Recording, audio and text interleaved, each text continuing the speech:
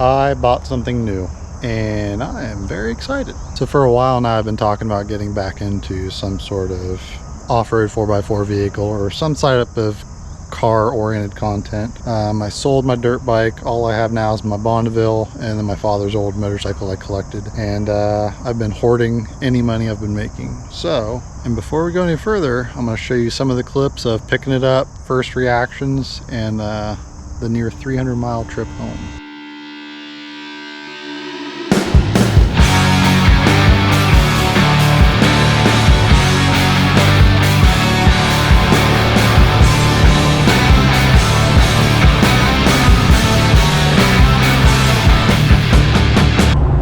Well, first time on the highway hitting 70, it actually cruises pretty good for not having the front sway bar hooked up. Water temps are sitting at 180, oil pressure is like 45 pounds, volts look good. I don't think the trans temperature actually works. He said it was just cold, but it's still sitting bottomed out. But we're about to go to Cracker Barrel.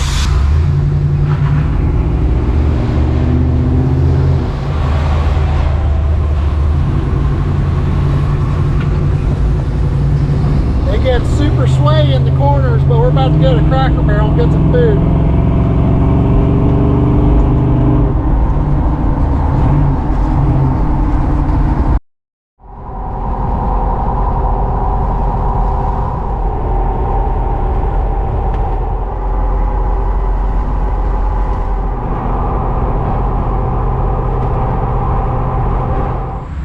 Well, I only stopped about 48 miles in because a bunch of grease ended up on the windshield. Luckily, it was not for me. Somebody from in front of me getting over threw a bunch of grease all over the front. Oil, whatever it was. But only about 199 more miles to go to home. Everything is running pretty good. So, keep going.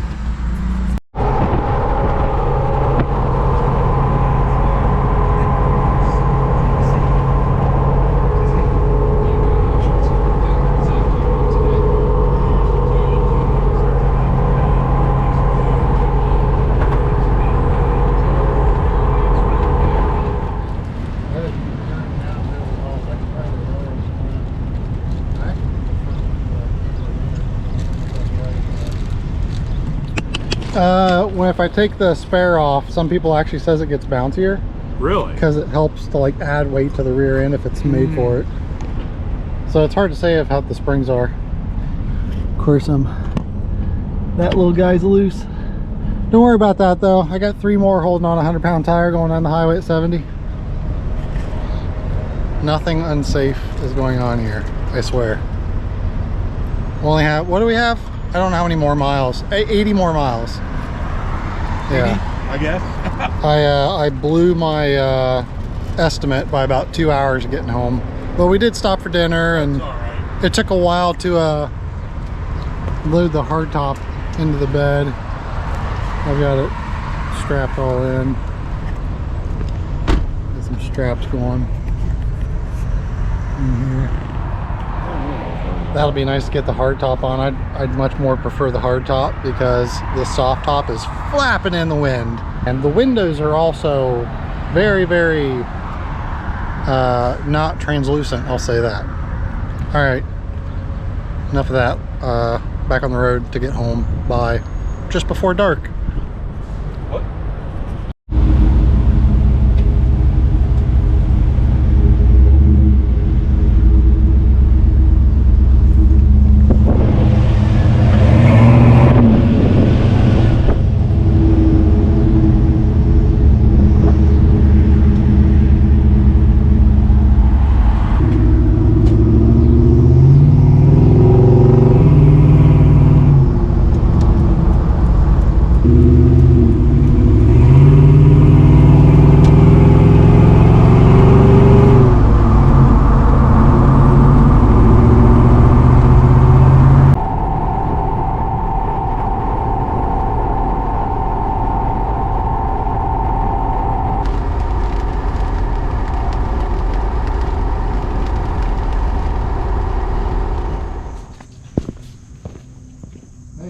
home though.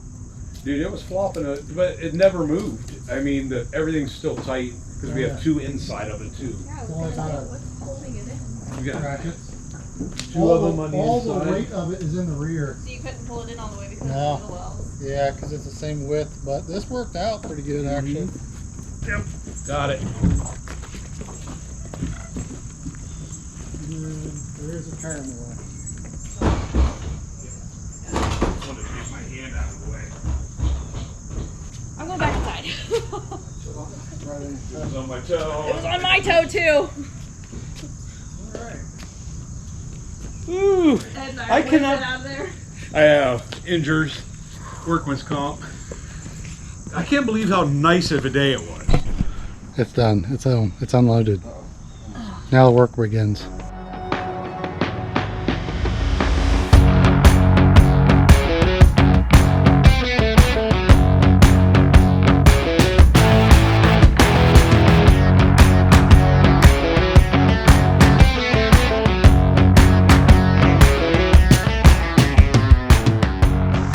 So what we have here is a 2004 Jeep TJ. It is lifted somewhere about 4 inches. It looks like it's long-armed. It's got a 4-link in the rear. He said it's got an E-locker in the rear end. It's a Dana 44 for anyone that cares. I don't know what the front end is. I don't know if it's a 30 or what, but it's modified, and I don't know. I'm gonna have some homework to do. It is sitting on 35s. It is a LS 5.3 with a 4L60 or 4L80. I'll have to look. I've got a lot of figuring out to do on this. Lots to figure out. I don't have a horn. The gas gauge doesn't work because I think it's a bad ground or something, and I need to pull this off because it's barely being held on. It also came with a bunch of parts. It came with like half doors. It came with the hard top. And it came with the rear tire rack delete to mount the license plate. So much to go through. There's so much. It's a bit overwhelming. Everything went great on the way home. No problems. Took a little longer than I was expecting because of the no gas gauge, and I just wanted to see what fuel mileage I was getting. So I was getting about 15.5 after the second fill up. Man, it is just a beefy little nugget. I definitely want to go through, polish it, do a little bit of like cleanup on some of the rusty spots, a little bit of wire wheeling. I need to get rid of the sticker on the hood. That was his nickname that his dad gave him. So part of the story that's behind this is he bought it to go wheeling with his Blue Jays. He bought it to go wheeling with his father, and I think he only owned this maybe a year and a half, if that. His father got pretty sick all of a sudden, passed away, and then this just sat, and then he's been trying to sell it. And I mean, I was in negotiations with him for probably 2-3 weeks, and finally I just decided to do it. It needs some work. It's not perfect. All the hard work is done though, which I like. I can still drive it. I drove it down to the BMV, got tags for it this morning. Jess was on the fence about it until she rode on it this morning, and she's open to the idea. I just got to clean it up, make it a little easier to drive. But man, look at this thing.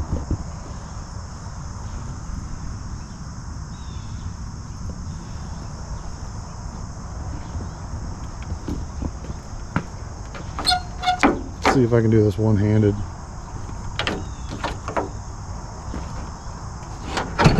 Nope.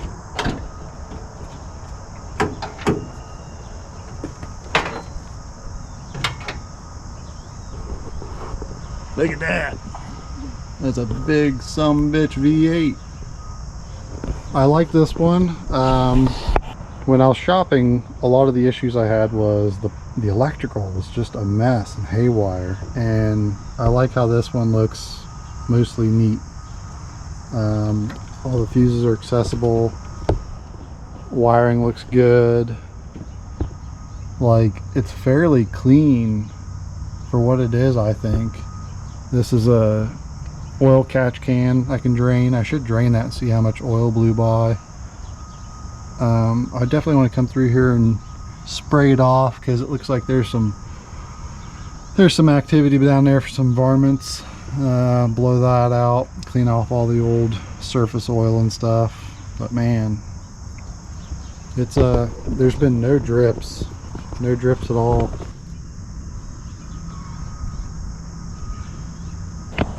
So granted, I sold my dirt bike, and the way I felt about it is I wanted something to go out and go into southern Ohio, explore a lot of those routes still, and just kind of keep going down little back roads and I don't know, and further perhaps. And this thing is definitely way more than I'll ever need. People keep asking if I'm gonna like do some hardcore wheeling. I don't know, not anytime soon. I want to go through this thing and nut and bolt check everything, check it all out, have a couple buddies check it out, verify it, and just kind of, you know, give me peace of mind to start taking it out into the no man's land. When I was looking at my next car, I was like, oh yeah, you know, I really want to get like an old muscle car, just something to like drive around town and enjoy and stuff like that. And I was like, man, I'm not done kind of going out on dirt roads. Like, those were fun. Like, I got a taste of it on the dirt bike and kind of gave that up early just so it was, I didn't have the risk of falling and hurting my already injured back. And so I've kind of split hairs here and combined the best of both worlds, I feel like, with a classic Jeep TJ, round headlights, and a big V8. And I really looked at doing a small block Chevy, but I didn't want to worry about the carb. I mean, they don't scare me, but I just wanted something that was turnkey, go, drive it in the winter, drive it up in elevation, wherever I wanted to go. And I mean, these are plentiful. I got a guy here in town that works on these, so he can help me out with any questions I have, or any work I need even. Show you these extra parts. So it came with a spare drive shaft for the front, which I thought was interesting. It all came from the guy that built this thing. Obviously half doors, mirrors, and then hardtop. So the story behind the build on this, evidently, is he bought it from a guy in Michigan that had like 4 or 5 of these in the garage he was building at once over like the pandemic. And the dude just said he liked building swapped TJs. So I think the guy knew a lot of what he was doing. It looks like it to me, but I mean, I'm all new to this. All right, first couple things. Let's get these stickers off, get that tire rack off. Oh, and my door locks don't work because they are completely gummed up. So I'm gonna have to pull the door handles off and see if I can grease those up and get those working. So the work begins right away.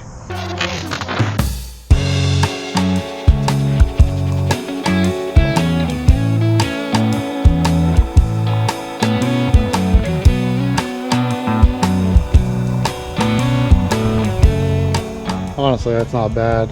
That took about maybe 10 minutes to get that one off. So yeah, give me another half an hour, 40 minutes. We'll have this done.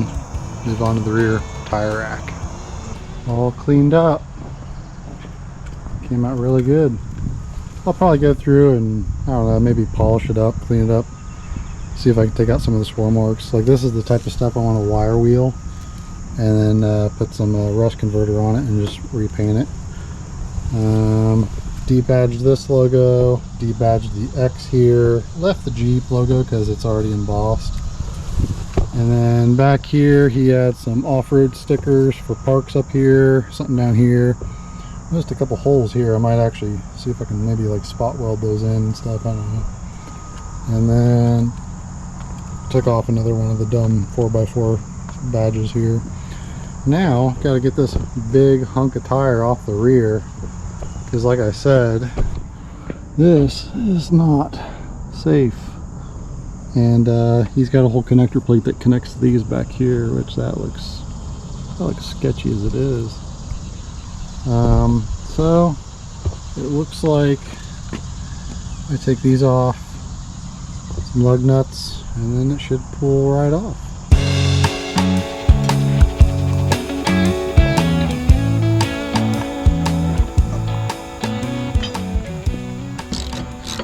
I don't know what bolt this was, but I don't think it's the right threads. Oh, there it goes. Ooh, yeah, that's dirty. Clean this up. I don't know if I like this. There's a grommet right here.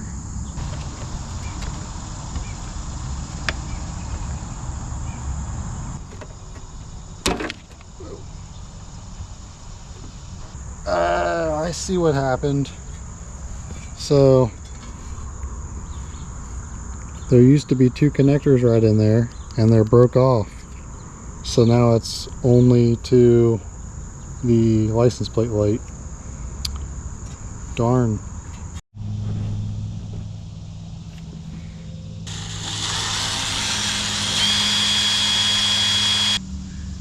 Had it turning for a minute there, and then it's really tight.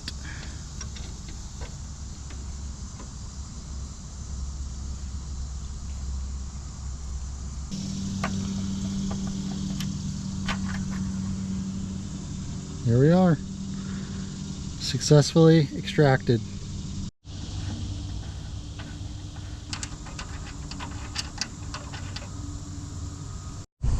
Alrighty, so got that strip bolt out, of course, put an actual pigtail on this, got this wired up. I found out the lights and everything on that are actually broken, so I had to order a new taillight LED. It was not much, but now I can actually just throw this in here, and then when my new one comes up, I'll make the other connector for this, and they'll be quick to disconnect them.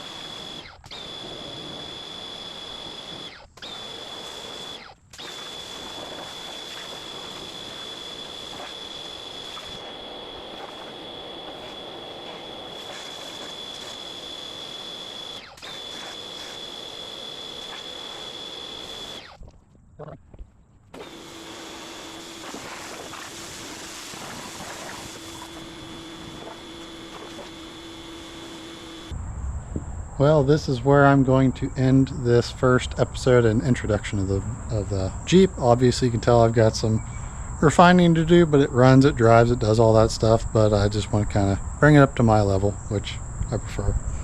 It is definitely leaving some crud on the ground, but overall the frame looks solid. I'll probably scuff up a few spots and recoat some things and probably wax line the inner frame and all. But it's also power wash day for her bike as well, so I've got more work ahead of me, and I've only got a few days, and then we are hitting the road for a trip I'm going to try to bring you guys along with and try to capture some scenes. So if you watch this far, thank you for watching, and hopefully you guys are excited for some future projects on this Jeep. I know I am. Ready for something different. Until next time, you guys take it easy.